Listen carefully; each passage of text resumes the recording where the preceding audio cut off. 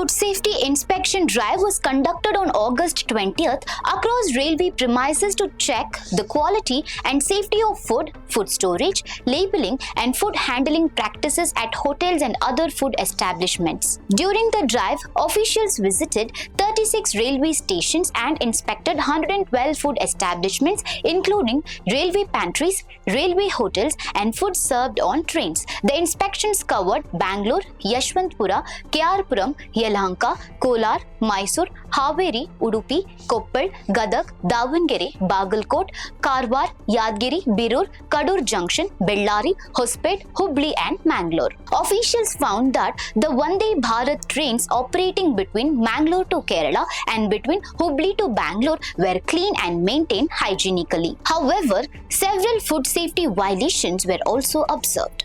The suspected use of non-permitted colors was found in food products, with yellow color detected in jalebi and pink color in khoa peda. Expired Nandini curd and Dodla standardized milk packets were found at a railway station in Haveri district.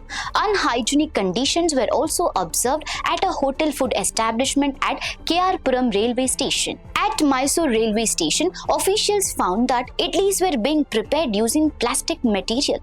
Expired food items were also found in the kitchen in Mysuru. The inspection teams further observed fungal growth on onions and vegetables. Chutney was found to be stored in plastic buckets that were not suitable for food storage. The railway authorities and the concerned designated officers will be informed about the violations identified during the inspection. Further legal action will be initiated against food business operators who have violated the prescribed food safety requirements. For more such updates, stay tuned to Daily Salar Digital.